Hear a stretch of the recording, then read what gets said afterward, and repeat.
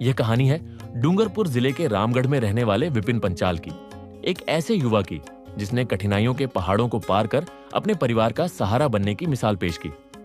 विपिन के पिताजी कुवैत में नौकरी करते थे, मां गृहिणी थी, एक छोटी बहन और एक छोटा भाई भी था। सब कुछ सामान्य चल रहा था। साल 2012 में पिताजी भारत लौटे और विपिन को अपने साथ बेंगलोर ले गए, जहां वह MBA में दाखिला लेने वाला था। लेकिन अगले ही दिन पिताजी को दिल का दौरा पड़ा और अस्पताल ले जाते समय उनका निधन हो गया। इस हादसे ने परिवार को हिला दिया।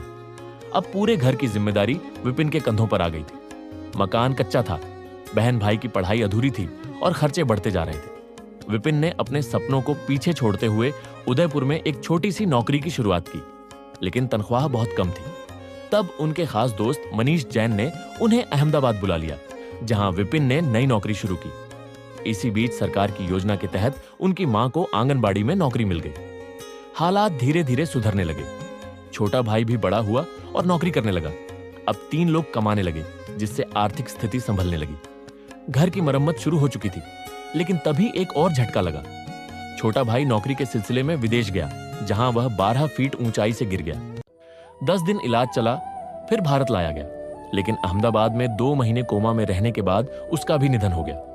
अब यह परिवार फिर से टूट चुका था। न पिताजी रहे, न भाई। लेकिन विपिन ने हार नहीं मानी। उसने खुद को संभाला, सालों तक कड़ी मेहनत की और वो घर बनाया जिसकी नींव पिता और भाई ने रखी थी। बहन की शादी करवाई, खुद ने शादी की, अहमदाबाद में अपना घर और गाड़ी ली।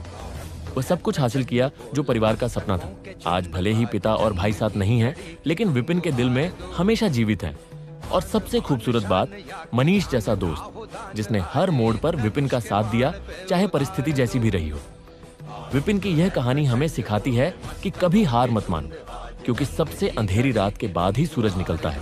संघर्ष चाहे जितना भी कठिन क्यों ना हो, अगर इरादे मजबूत हों तो कोई भी सपना पूरा किया जा सकता है। विपिन की तरह हमें भी कभी उम्मीद नहीं छोड़नी चाहिए।